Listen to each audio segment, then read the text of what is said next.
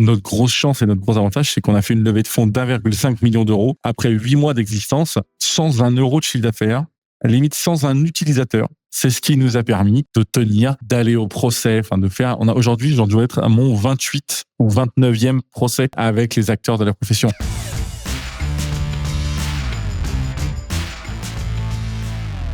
Benjamin Gagnon, tu es cofondateur d'Ornicar, une entreprise révolutionnaire dans le secteur des auto-écoles.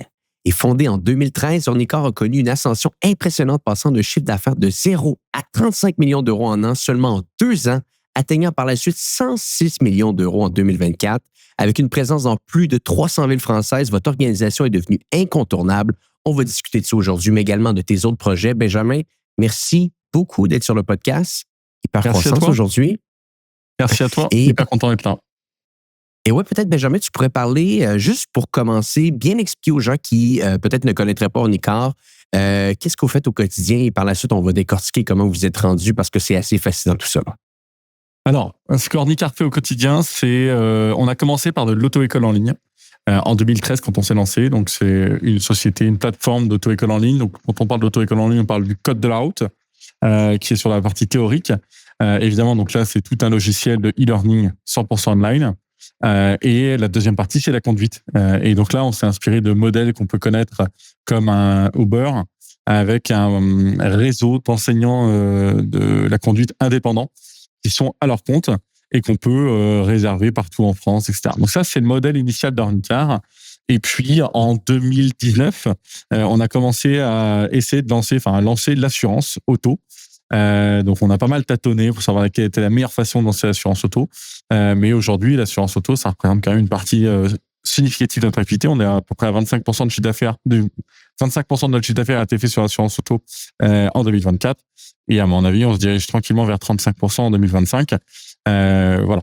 Et donc, l'idée pour nous, pourquoi on lance ça rapidement, c'est ce qu'on a toujours voulu faire avec Ornicar. Déjà, on a pris plein de tronches pendant 3 ans, procès sur procès sur procès. Donc, nous, ce qu'on a voulu faire, c'est on a traversé tellement de galères et de merde avec Ornicar qu'on fait de cette boîte une boîte énorme ou rien. Et le marché des auto-écoles était clairement pas un marché suffisamment profond pour qu'on puisse s'être rassasié. Voilà. Donc, vous voyez encore plus gros maintenant. Beaucoup, beaucoup plus gros. Là, on est encore tout petit par rapport à ce qu'on veut faire.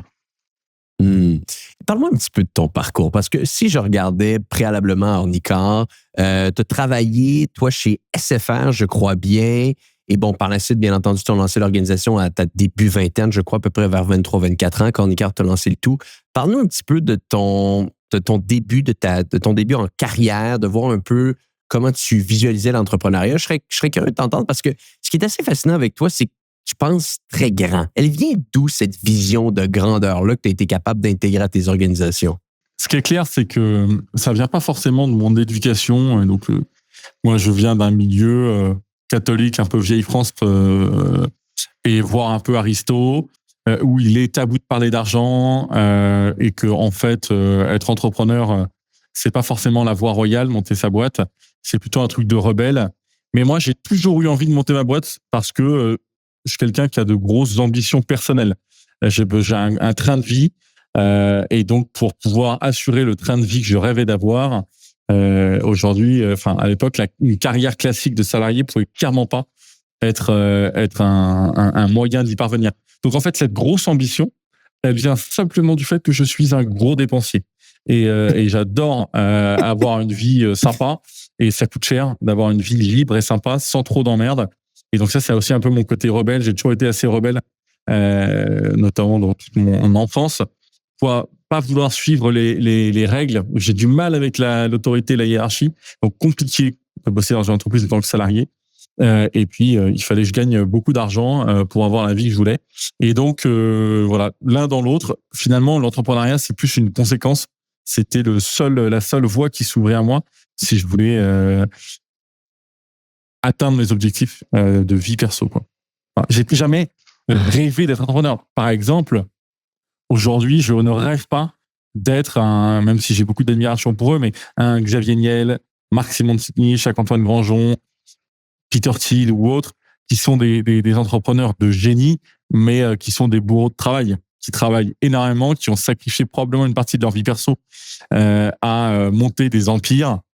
Moi, c'est pas du tout l'idée. Moi, je ne vis pas pour travailler. C'est pas du tout ma priorité. Je travaille pour pouvoir suffisamment gagner d'argent pour pouvoir ensuite profiter du reste. Mais moi, je suis plutôt un profiteur qu'un travailleur. Intéressant. J'adore la transparence et au moins, ça met les choses claires. Et dans ce cas-là, parce que, bon, bien entendu, il y a l'ambition de gagner beaucoup d'argent, de devenir riche, n'ayons pas peur des mots ici, et il y a la manière à utiliser pour s'y rendre. Donc, parle-nous de qu'est-ce que tu as vu à la base avec Ornicar qui te dit, bon, ça peut être un bon modèle, un bon moyen pour bâtir une boîte qui est grande.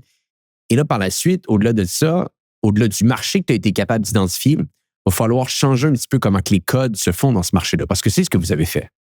On est en 2013, ok. On est avril 2013 et on se croise à un dîner avec mon ex-associé. Et effectivement, on se met à parler d'entrepreneuriat et on se dit, ok, mais en fait, le permis de conduire, c'est un marché qui est important. À l'époque, que je trouvais colossal, aujourd'hui, je le trouve un peu plus ridicule. Donc, les ambitions grandissent avec le temps. Mais surtout, c'est quelque chose qu'on vivait, nous, au jour le jour. Parce que quand on a monté la boîte, moi, j'avais 24 ans. Et donc, j'avais plein de potes qui passaient leur permis de conduire. À chaque fois, c'était les mêmes rengaines, c'était les mêmes galères, etc.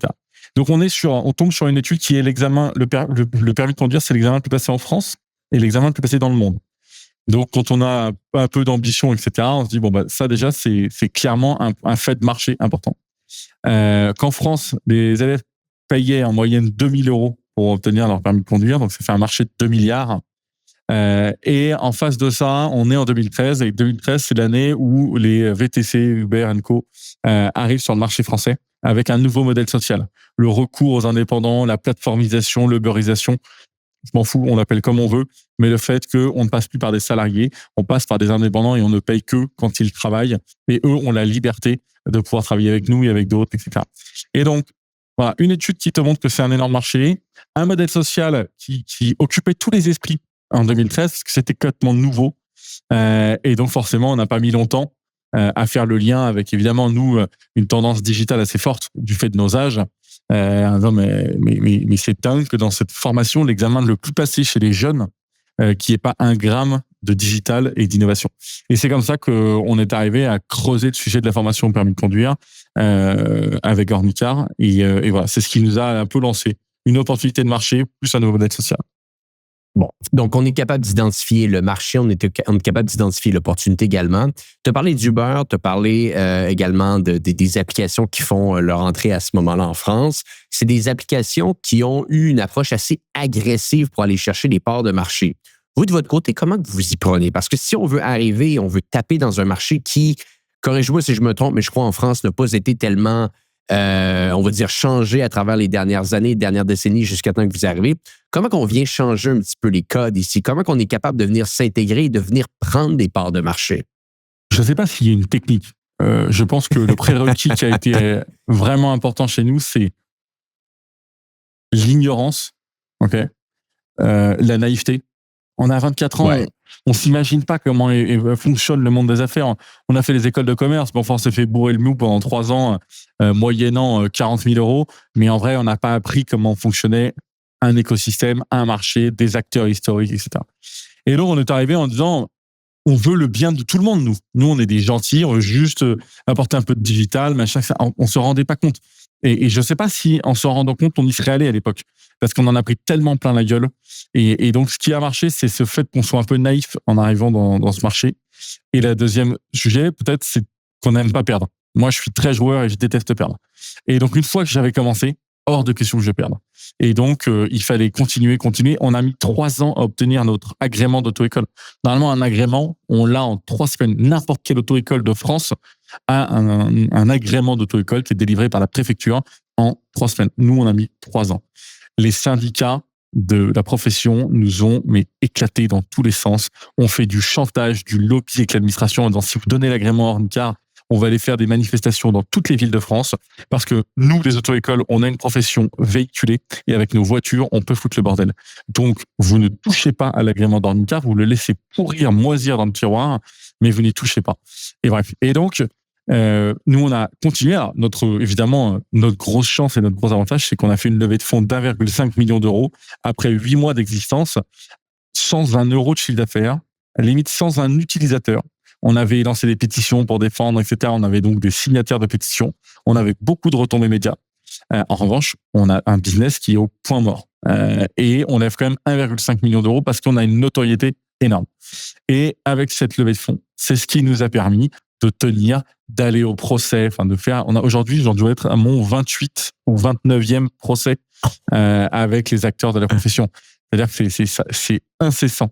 Sauf qu'aujourd'hui, Ornicar a une assise qui fait que ça nous fait plus rien un procès. À l'époque, le procès, il n'avait qu'une vertu, qu'une vocation pour les adhérents, les syndicats d'auto-école, c'était nous asphyxier. C'était une instrumentalisation de la justice pour pouvoir faire en sorte qu'Ornicar soit asphyxié par coup d'avocat, et qu'on puisse jamais voir le jour. Donc, et voilà. Et ça, je trouvais ça absolument dégueulasse.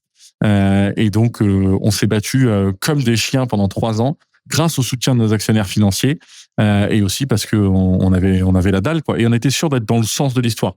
J'étais pas en train de lancer une application pour vendre de la cocaïne, quoi. Je faisais quelque chose qui aidait véritablement la population, qui permettait de vraies économies pour l'examen de plus passé en France. Ouais. Voilà. Et dis-moi un point, parce que c'est toujours intéressant de voir un petit peu où est-ce que le président met son temps à ce moment-là. Toi, tu es entre les procès, tu as une boîte à gérer, tu as des clients à aller chercher. Dans les premières années, où est-ce qu'il va ton temps? Et surtout, ce qui est important, c'est où est-ce que va notre temps. Moi, je ne fonctionne que avec des associés. Et donc, vraiment, la clé pour nous, ça a été l'association entre les deux profils. Alors, j'ai changé d'associé en cours de vie, mais j'ai toujours parlé de l'association avec mon deuxième associé, Flavien, et c'était hyper important. Flavien, il était orienté vers l'exécution, ok. Donc, c'est lui qui mettait en place la machine, ok. Donc, qui gérait les opérations, qui gérait le marketing, qui gérait les RH, qui gérait tout ça. Donc, l'intérieur de la machine Ornicar. Et moi, j'étais orienté vers l'extérieur. C'est moi qui discutais avec tous les external stakeholders, les fonds d'investissement, les journalistes, les politiques, l'administration. Voilà. Tous ces acteurs-là, c'est moi qui m'assurais que plus rien ne bloque Ornicar. C'est moi qui travaillais sur l'equity story. Ok, comment on raconte une belle histoire avec Ornicar? Qu'est-ce qu'il faut faire? C'est moi qui réfléchissais plutôt au next step. Pendant que mon associé, il était 100% focus sur l'exécution. Voilà. Et ça a été la clé de la réussite d'Ornicar. C'est cette, à mon avis, parfaite répartition entre lui et moi qui était basée sur nos forces. Lui, c'est un gros travail, c'est un mec tellement intelligent, tellement fort, etc. Et moi, je suis un vendeur. Et donc, chacun était à sa place. Lui, il n'était pas le meilleur vendeur et moi, je suis clairement pas le meilleur opérationnel. Et donc, c'est vraiment cette association qui fait que on a réussi à traverser un peu toutes ces galères. Et peut-être dernier point qui est important, qui est on a vécu je ne vais pas mentir, on a vécu des journées un peu dark, un peu compliquées, des soirées un peu parce qu'on n'a pas gagné tous nos procès, parce que on a mis beaucoup de temps, on a eu beaucoup de refus, etc. avant de pouvoir exister. Mais ce qui était hyper important, c'est pouvoir être équilibré vie pro, vie perso. Ok. Moi, le soir, je bosse pas et le week-end, je bosse pas. Jamais. Ok. Et donc, c'est ma façon de faire. Et je pense que ça a été hyper important et clé dans la vie d'Ornicar parce que c'est moi qui prenais les premières vagues en pleine ponche. Forcément, j'étais orienté vers l'externe. Donc, les plus grosses baffes, on les prend par l'externe, quoi. Et voilà. Mais cet équilibre vie pro, vie perso, c'est quelque chose qui moi, m'a sauvé la vie, probablement, en tout cas, ma vie d'entrepreneur. Et donc, probablement une partie de la vie d'Ornicar. Et qu'est-ce que tu fais en dehors du travail pour juste penser à autre chose ou est-ce que tu as des hobbies particuliers? Non, mais je pars en week-end. Enfin, tu vois, je suis marié. Alors aujourd'hui, je suis marié, j'ai 3 enfants. À l'époque, j'avais pas 3 enfants. J'étais marié déjà. Mais tu vois des potes, tu déconnectes, quoi. Tu fais autre chose. Il y en a qui s'épanouissent dans le sport. Voilà, moi, j'avais besoin d'aller boire des coups avec des copains. J'avais besoin de partir en week-end avec des potes ou en famille. J'avais besoin de décompresser et surtout de déconnecter au maximum. Et ça, sinon, on prend plus les bonnes décisions. Et en fait, la qualité d'un entrepreneur, il faut arrêter de croire qu'elle est dans la quantité de travail qu'il fournit. Et c'est d'ailleurs pareil pour les salariés. Moi, je suis pas du tout là à récompenser ceux qui travaillent le plus, mais vraiment ceux qui travaillent le mieux. Mais un entrepreneur, s'il n'est pas capable de faire espèce de break régulier le soir, le week-end, je sais pas comment il fait parce que t'as plus les idées claires pour pouvoir prendre des décisions qui sont game changer pour la boîte. Absolument. J'aimerais rebondir un peu sur un point parce que, bon, Ornicar a grandi très vite. Et même si tu me disais au début du podcast que, bon, c'est peut-être par naïveté qu'on a été capable de le faire, à un certain moment donné, vous avez trouvé une formule qui vous a permis d'aller chercher des clients de manière prévisible à une vitesse d'accélération beaucoup plus élevée que la moyenne. Bien entendu, j'imagine que ton associé a beaucoup de choses à dire ici, sachant qu'il était très dans l'opérationnel ici. Mais souvent, les organisations qui sont capables de passer en hypercroissance sont capables d'entourer un levier qui, par la suite, va avoir un impact fondamental sur la boîte, un levier d'acquisition ici pour dire, avec du recul, quel a été ce levier? En plus de vendre la boîte en permanence, peut-être le premier commercial, voire le seul commercial, vrai commercial de la boîte, c'est de placer les bonnes personnes aux bons endroits au bon moment. Voilà. Moi, ça s'arrête là. Le scope d'un CEO, pour moi, je vends la boîte, je trouve les bons profils et je les laisse faire. Que si je trouve les bons profils, ils le feront mieux que moi. Ils le feront même mieux que mon associé, etc. Et ben, ça a été le cas pour le marketing. On a eu de la chance. On est tombé sur un super market guy, un mec qui s'appelle Antonin et qui a rejoint Ornicar au tout début d'Ornicar. Et on lui a dit, il nous restait plus beaucoup d'argent d'ailleurs. On avait pas mal cramé de levée de fonds, machin et tout. Et on lui a dit, bon, bah voilà, on vient d'avoir notre agrément 3 ans après notre création. Il devait nous rester en tout et pour tout 500 000 balles. On nous dit, bah, il y a 120 000 balles qui sont pour toi. 120 000 euros pour le marketing. Tu as 4 mois pour nous faire craquer la croissance de la boîte. Et lui, voilà, moi, il m'a convaincu lors des process de recrutement parce que Antonin, c'est un mec qui, quand Uber est arrivé en France, il y avait des codes promo. Ok, si jamais le filleul activait un code promo, ça faisait 10 euros pour le filleul, 10 euros pour le parrain. Et lui, il avait donc fait du référencement sur son code promo. Donc, on tapait code promo Uber en France. Et lui, son code promo, c'était le mieux référencé. Donc, lui, il avait, je sais pas, il devait avoir 15 000 balles de crédit chez Uber. Il avait fait la même chose chez une maison du monde pour l'immobilier et tout. Et donc, il avait, je sais plus, entre 15 et 20 000 balles de crédit parce que tous ces codes promo, ils faisaient du référencement pour être certain que ce soit les premiers qui tombent dans Google quand on cherchait. Bref, j'ai trouvé l'idée évidemment géniale. Et lui, il est arrivé. Et je lui dis, bah voilà, tu fais la même chose qu'avec tes codes promo, mais tu le fais avec nos produits Ornicar. Et il a testé plein de trucs, etc. Et ce qui a marché chez Ornicar, après de nombreux tests, il n'est pas arrivé en disant c'est ça qui a marché. Ce qui a marché, il devait avoir honnêtement 23 ans quand il nous a rejoint, donc tout jeune. Et ce qui lui a marché, c'est il a pris des passages de médias. On faisait beaucoup de médias à l'époque. On avait fait toutes les chaînes de télé, etc. Et il avait fait un espèce de patchwork dans une mini-vidéo de 30 ou 40 secondes des personnes reconnues, donc des présentateurs télé, qui disaient qu'Ornicar, ils faisaient des espèces de montages où ils collaient des morceaux de reportage. Et à la fin, ça faisait toutes les grandes stars de la télé, on va dire des présentateurs télé français, disaient que Ornicar était leader sur son marché, on avait un produit innovant, révolutionnaire, avec de bons taux de réussite, etc. Et là, on a posté ça sur les réseaux. Et je me souviens très bien de regarder. Tu sais, au début, on charge la page des ventes. Quand tu es entrepreneur au début, tu regardes, tu vois. J'ai dit, c'est possible, le truc bug, quoi. Il lance ça, il me dit, je crois que j'ai peut-être trouvé quelque chose. Il lance ça marche un jour, il me dit, c'est peut-être un effet de, je sais pas, 2 jours, 3 jours, une semaine, machin, etc. Et on voyait le truc, et là, la croissance, ça a été fulgurant. Et c'est juste, et là, évidemment, une fois qu'on avait compris ça, on a mis tout l'argent qui nous restait là-dessus, et on a fait une magnifique croissance qui nous a permis d'aller lever 10 millions d'euros. Et voilà. Mais ça a été vraiment le hack de notre croissance, et je m'en souviendrai toute ma vie. On était en 2016, juste avant l'été en 2016, et cette espèce d'assemblage, de montage de plusieurs passages dans les JT, dans les émissions d'infos, etc. Des reportages, il y avait zones interdites, il y avait plein de trucs qui ont une grosse fame ici. Et ça, donc c'est une personne de confiance tierce qui dit de bien de ta société. Alors aujourd'hui, je pense que ça a vraiment un impact parce qu'aujourd'hui, avec l'IA, tout le monde pense que c'est faux et que c'est pas des vrais reportages.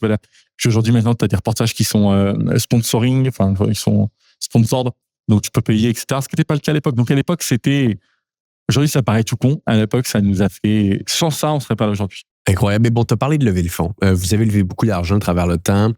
Quand vous avez lancé l'organisation au départ, est-ce que c'était clair pour vous que vous alliez jouer le jeu des VC à fond la caisse? Parce que si on regarde, vous avez levé, je pense, c'est quasiment 100 millions d'euros de votre dernière ronde de financement que vous avez été capable de faire. Oui. En tout, on a levé 160, 170. 160, donc énormément de capital que vous êtes allé chercher d'investisseurs externes pour, bien entendu, financer une croissance, mais j'imagine également financer des procès. Bon, est-ce que ça avait été clair au départ que le jeu, c'était ce jeu-là qu'on allait jouer et également comment, à travers le temps, vous avez été capable de faire votre allocation de capital? Parce que, bien entendu, du capital, tu dois l'investir de manière intelligente. Et si on regarde un peu où est-ce que vous êtes rendu aujourd'hui, ça semble avoir été le cas, là. Première étape, il faut savoir si tu veux une boîte bootstrap ou une boîte financée. C'est des parcours et des schémas complètement différents. Nous, au début, quand on lançait la boîte, on ne savait, enfin, j'avais pas conscience de ça. Donc, je savais même pas si on ferait une levée de fonds. J'ai pas fait ça dans cette optique-là. Donc, on a fait une boîte, on a commencé nos développements et puis les fonds sont venus nous voir. On a dit non, on n'est pas intéressé, etc. À l'époque, on touche le chômage, on vit un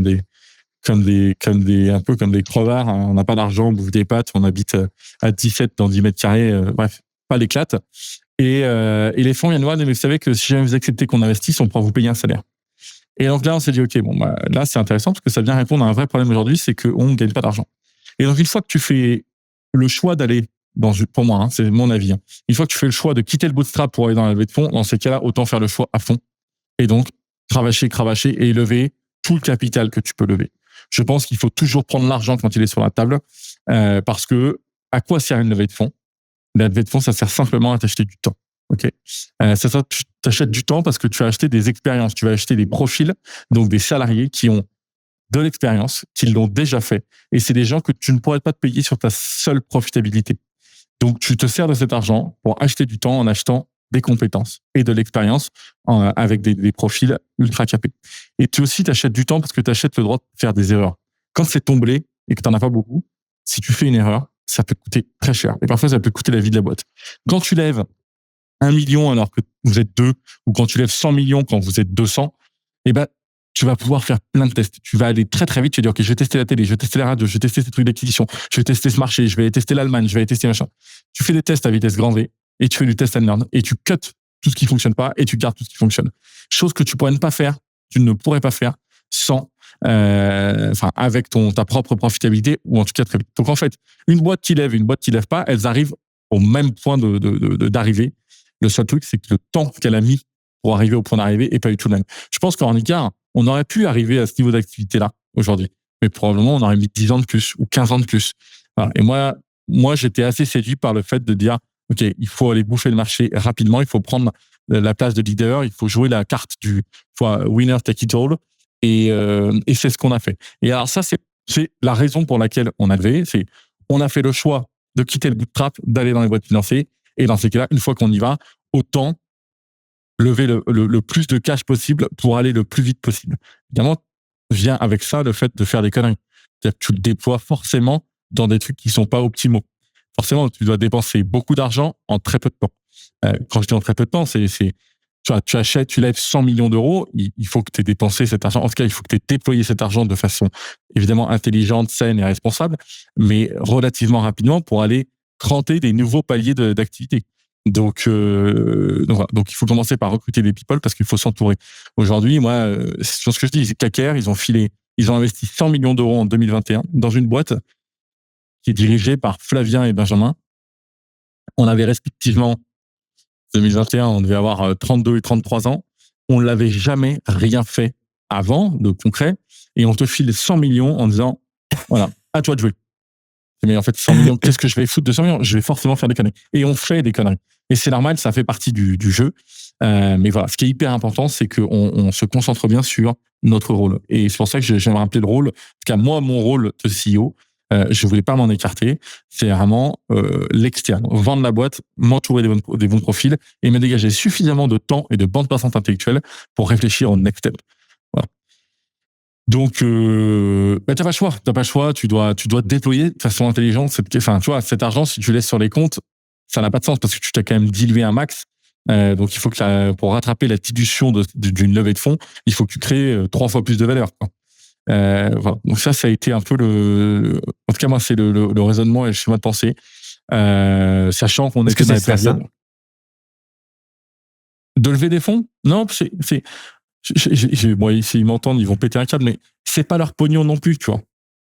C'est le pognon des propres investisseurs des fonds avec qui je discute, et ils savent qu'il y a une partie de risque. Donc en fait, moi, voilà, ils savent que c'est un métier à risque, que moi, je vais faire mon possible pour y arriver. Et d'ailleurs, tu vois, moi, je me suis mis en 2022 dans une position d'actionnaire en disant, en fait, si j'étais pas CEO, j'étais actionnaire de la boîte, qu'est-ce que je ferais pour la direction d'Ornica? Et c'est là où j'en suis arrivé sur, moi, je pense que si j'étais actionnaire, Benjamin, peut-être qu'il demanderait à Benjamin CEO de quitter la boîte pour avoir quelqu'un qui a plus d'expérience. La boîte va tellement vite qu'elle grandit plus vite que les équipes. Et elle grandit évidemment plus vite que les fondateurs. Et moi, souvent, pendant la vie d'Ornicar, quand j'étais CEO, j'ai été amené à me séparer de comités de direction entiers en 3 mois. Parce que je me suis rendu compte que les CODIR, les équipes, avaient été dépassées par la croissance de la boîte. C'est normal, c'est une boîte qui est gavée de pognon, ok? Et donc, qui grandit si vite. Forcément, on est confronté à des choses que les gens n'avaient pas connues dans leurs expériences, pour ceux qui en avaient, précédentes. Et donc, il fallait que la boîte se seniorise. Et donc, moi, j'ai licencié pas mal d'équipes en disant, désolé, mais la boîte a grandi plus vite que toi. Et donc, aujourd'hui, tu n'es plus la bonne personne au bon endroit, au bon moment. Et comme moi, c'est mon rôle de faire ça, je vais te demander de partir. Mais je savais très bien qu'en faisant ça, et c'était normal, hein, et qu'un jour, il n'y avait aucune raison logique pour pas que ça s'applique à moi. Effectivement, la boîte a grandi tellement vite qu'elle m'a dépassé.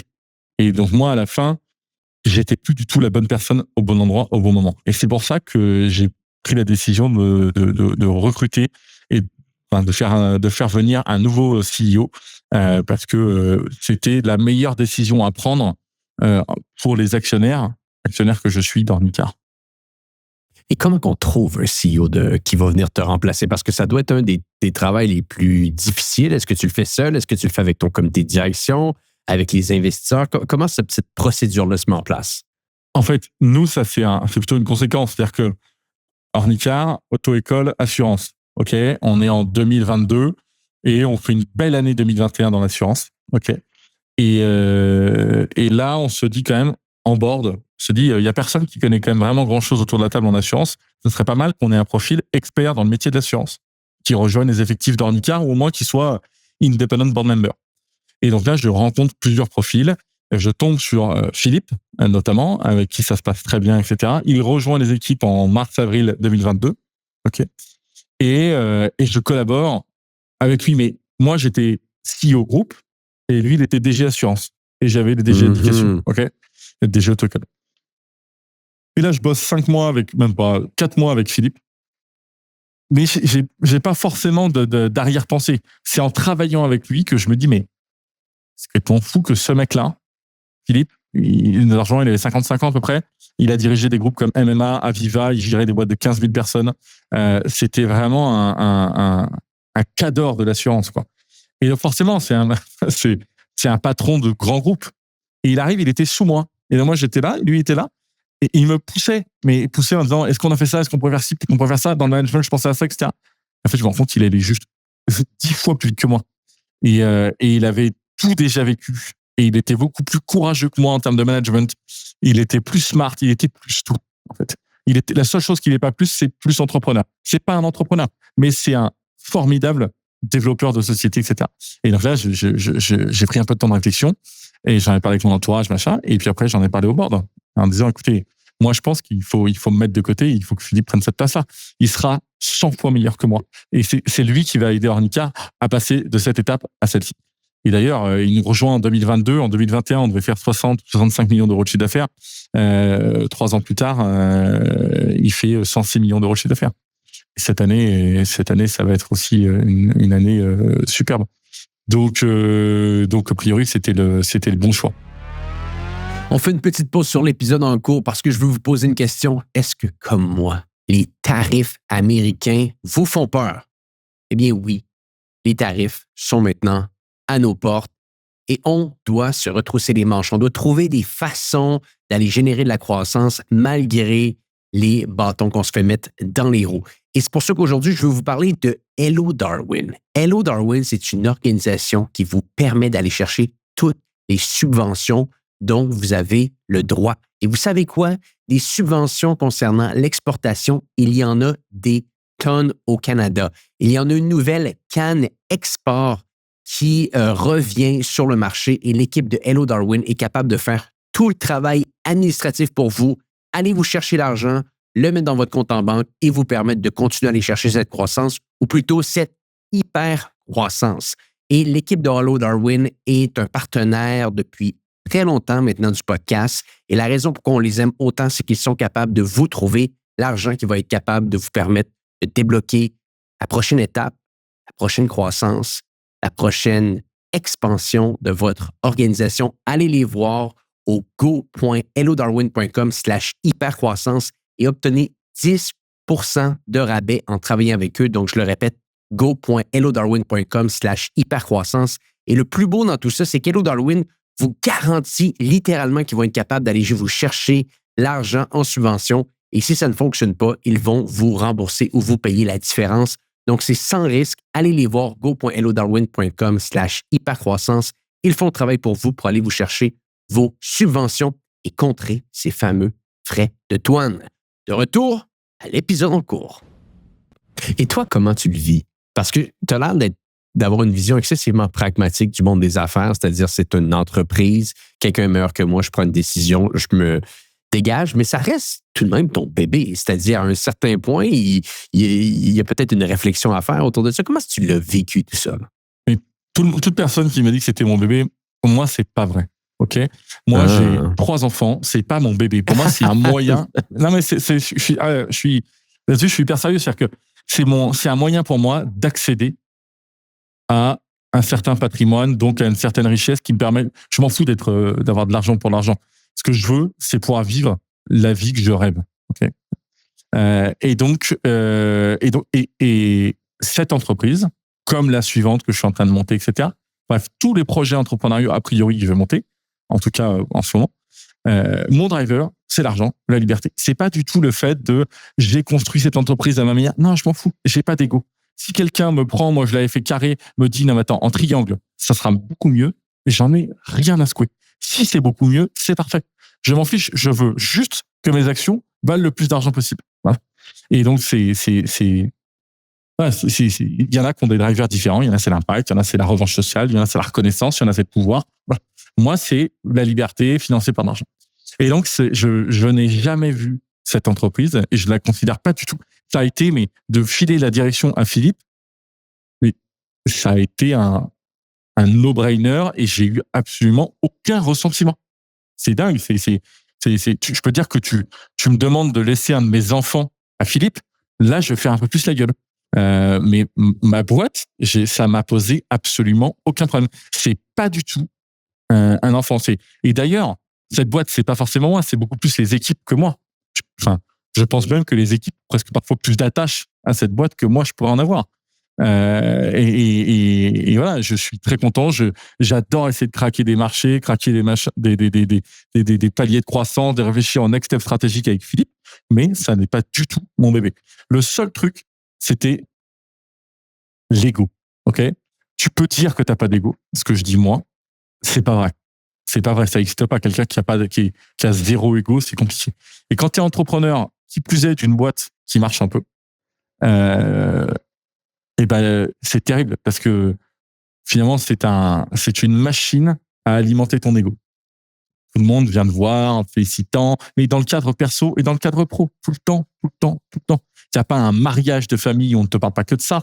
Il n'y a pas une sortie à Paris où on ne te parle pas que de ça. Il n'y a pas une rencontre avec des gens où on ne te parle pas que de ça. On te parle de ça tout le temps. Et au bout d'un moment, tu fais non, mais j'ai pas d'égo, je m'en fous. Ça, c'est ce que je dis. Et est-ce que c'est vraiment vrai, tu vois? Est-ce que quand tu quittes tes fonctions de CEO, t'es moins invité? Tu vois, est-ce que, tu vois, moi, je voulais pas être celui qui a fondé Ornicar 10 ans plus tard, tu vois. Enfin, je voulais être incarné par autre chose. Mais en même temps, j'ai peut-être pas la main dessus et peut-être que c'est quelque chose que je contrôle pas. Et donc ça m'a fait un peu flipper en disant, mais je vais être quoi? Une fois que j'aurai filé les rênes de CEO d'Ornicar. Et en fait, j'ai vraiment pas beaucoup d'ego parce que je m'en fous un peu. Enfin, même complètement. Mais tu restes impliqué, là. Si tu brainstorm avec Philippe, tu restes impliqué d'une certaine manière. Oui, mais c'est plus moi là. C'est plus moi qui suis aux commandes. C'est plus moi qui dirige. Tu vois. Donc, je reste impliqué parce que on est complémentaires. Lui, il est très fort sur tout et moi, je suis un entrepreneur. Et donc, moi, je suis toujours là en disant, est-ce qu'on est sûr qu'on est toujours en train de jouer un play à 10 milliards? Tu vois. Tout ce qui m'intéresse. Parce que moi, les détails techniques, opérationnels, des taux de conversion, etc., c'est pas tant mon sujet. C'est ta tambouille. C'était déjà pas mon sujet quand j'étais CEO. Maintenant que je suis chairman du board, c'est encore moins mon sujet. Donc vraiment, moi, les sujets, les détails opérationnels techniques, ça m'intéresse pas. En revanche, quel nouveau marché, quel nouveau pays, quel rachat de société, quel prochain événement de capital, ça m'intéresse. Et ça, c'est là où je veux que on soit toujours bien certain qu'on travaille dans la direction d'une boîte à 10 milliards et pas dans la direction d'une boîte à 600 millions. Voilà. Ça, c'est aujourd'hui mon rôle chez Ornicar, c'est ça. Et c'est vrai que j'aime bien cette position-là. Et puis, j'ai remonté une autre boîte. Et donc, je retrouve les débuts opérationnels, les débuts un peu la main dedans. C'est ça qui me fait marrer aussi, quoi. Donc, aujourd'hui, j'ai un Parlons-en un peu de cette nouvelle boîte. Scarlett, c'est ça? Ouais, exactement. Je quitte les fonctions d'Ornicar de CEO en septembre 22. Et en décembre 22, je lance une nouvelle boîte donc qui s'appelle Scarlett. Je m'étais promis de faire un break d'1 an pour prendre le temps, etc. Finalement, je n'ai pas été capable parce que ça m'amuse trop. Moi, ce qui m'amuse, c'est lancer les boîtes, c'est entreprendre, c'est essayer de craquer les marchés, des modèles, voilà, essayer de créer de la valeur en partant de zéro. Ça me fait marrer. Plus que manager. Je suis très mauvais manager, ça m'amuse pas, quoi. Et donc Scarlett, on la lance donc en janvier, on va dire janvier 23. Et donc l'idée, c'est de changer de cible. Moi, ce que je sais faire, c'est du B2C, donc je vais rester dans le B2C. En revanche, ce que j'ai pas le droit de faire, ou ce avec quoi je serais pas confortable, c'est de faire du B2C sur les jeunes. Tu vois.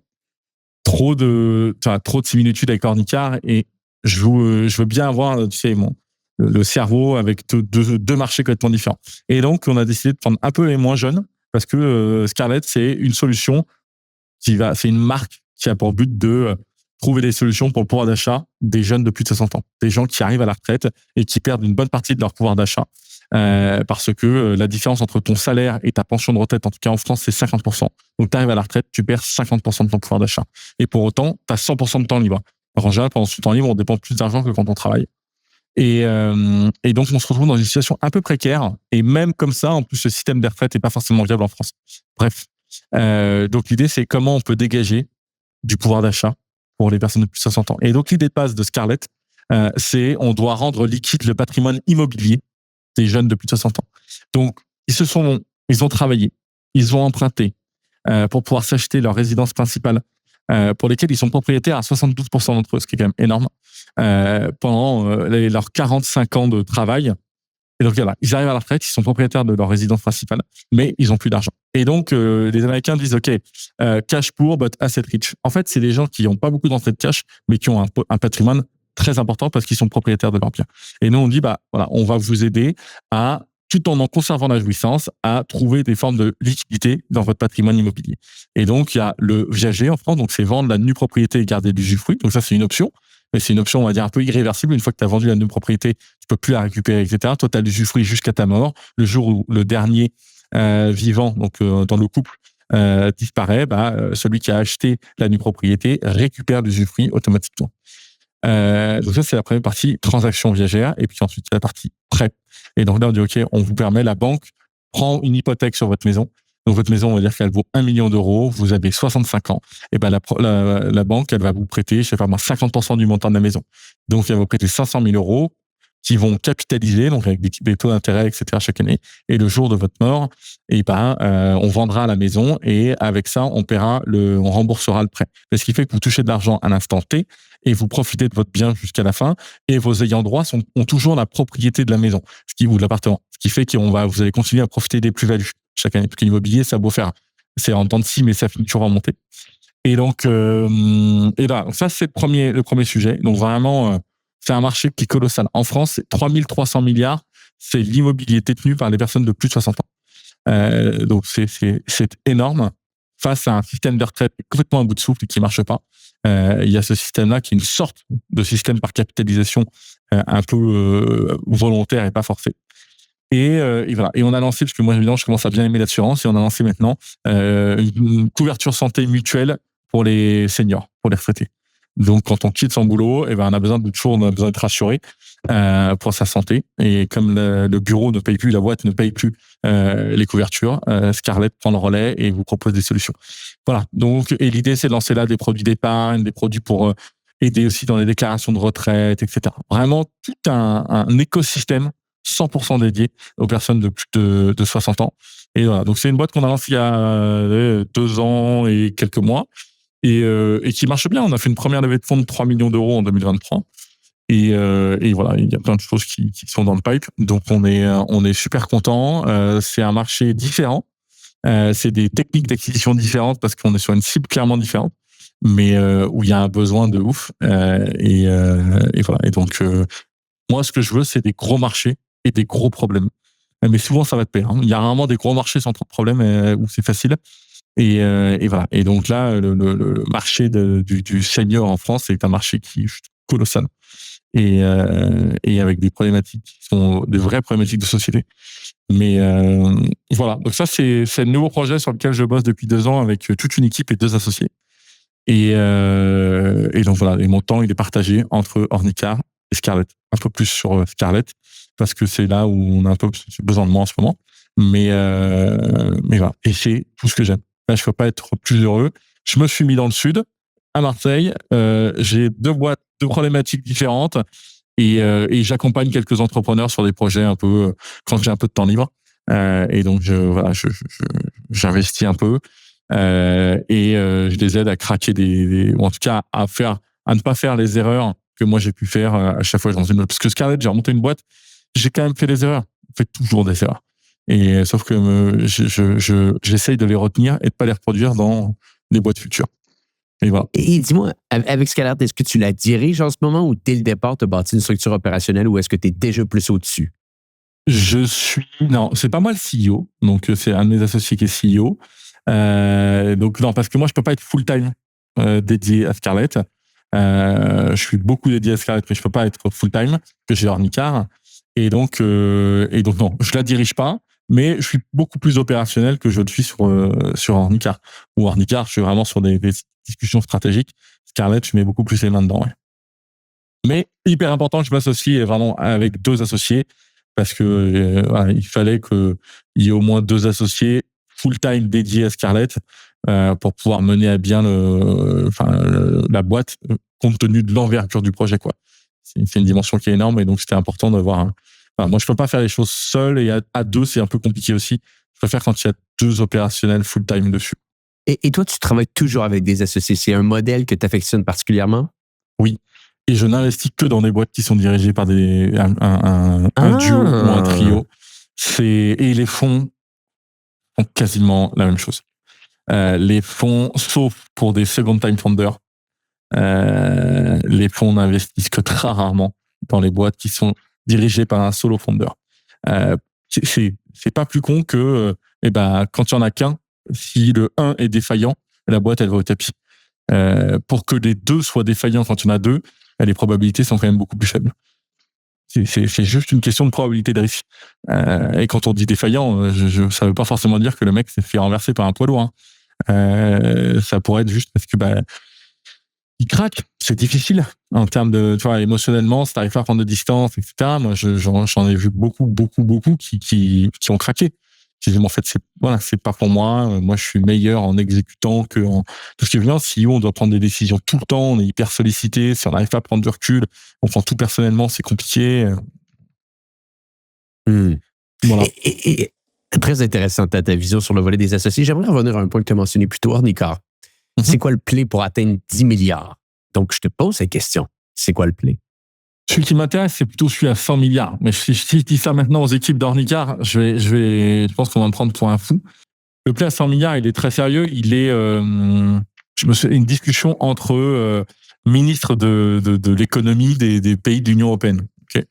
Et donc, j'étais dans ma bagnole et j'entends un peu le compte-rendu de ce G20 des ministres de l'économie européens.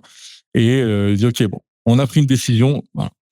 Ça n'engage que ceux qui y croient, mais on a pris une décision. On va mettre un plan 2030.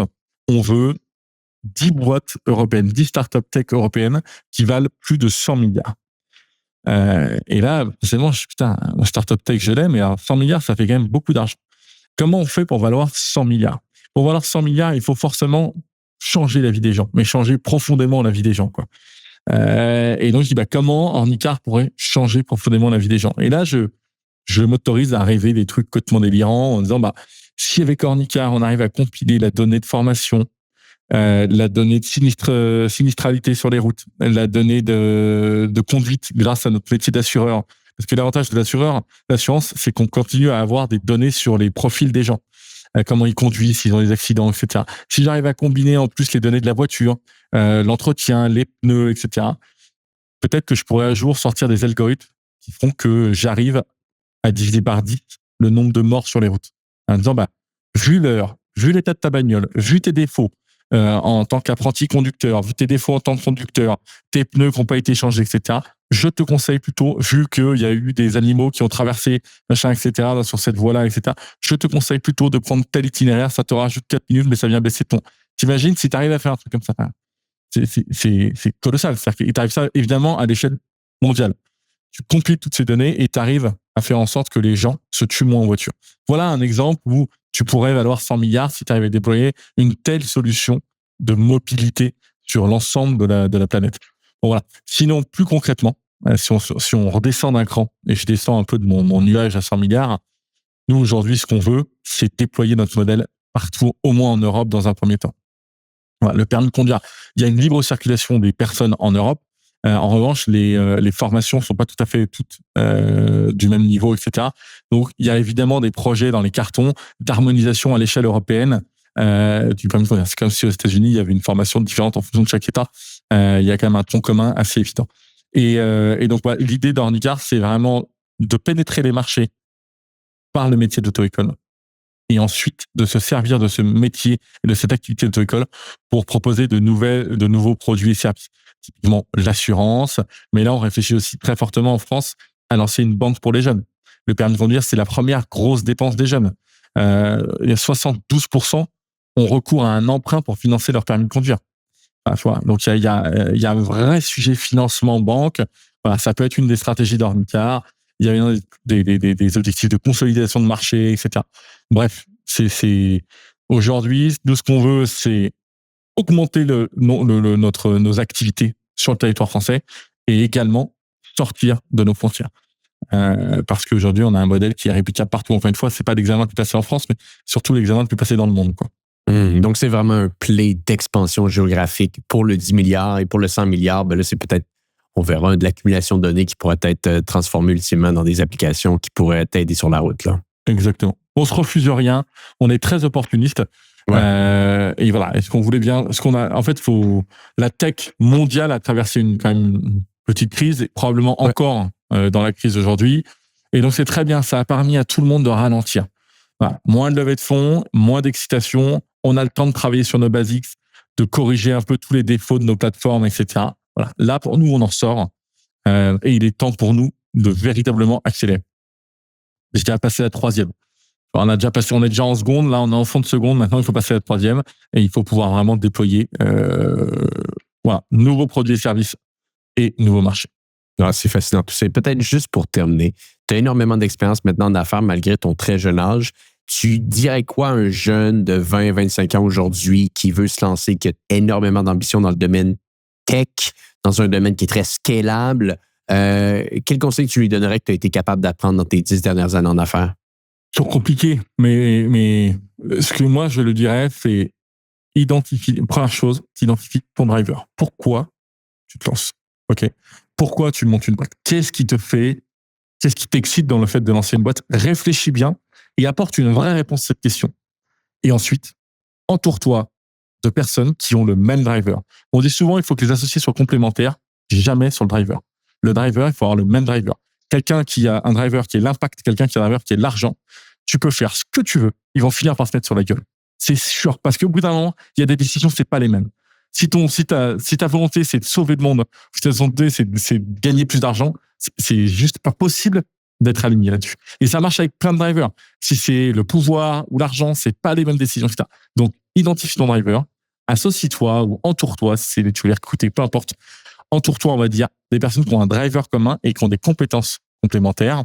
Et surtout, lance-toi. Aujourd'hui, il n'y a aucun risque à se lancer. C'est maintenant devenu extrêmement bien valorisé. Moi, 2 profils similaires, je recrute 100 fois celui qui a monté sa boîte plus que celui qui n'a jamais monté de boîte. Donc, si tu te plantes, c'est pas grave. Ok. Donc, va au bout, sois résilient, sois malin, va trouver de l'argent là où il y en a, etc.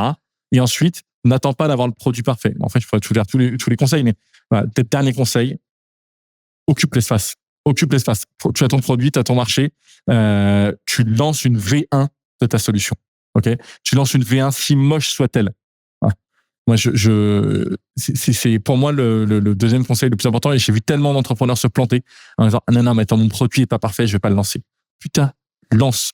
Ne construis pas un produit que tu imagines en chambre parfait. Propose un produit merdique et va itérer avec tes utilisateurs. Itère. Prends les retours. Voilà. Et comme ça, tu vas développer un produit qui va vraiment répondre aux attentes de tes utilisateurs. Ah, c'est fascinant. Benjamin, écoute, je ne prendrai pas plus de ton temps. Tu as été d'une très grande générosité aujourd'hui. Si on va en apprendre un petit peu plus sur une de tes entreprises ou sur toi personnellement, meilleur endroit pour te rejoindre? LinkedIn. LinkedIn. Bon, fantastique. On mettra un lien dans les notes de l'épisode, un lien pour Ornicar, un lien pour Scarlett également. Bon succès pour la suite. Il y a des projets qui t'attendent. On va suivre ça de près. Je pense que ça va être assez fascinant de regarder le tout. Je te remercie encore une fois. Et pour les gens qui nous écoutent, eh bien, on se dit à bientôt pour un prochain épisode du podcast Hyper Croissance.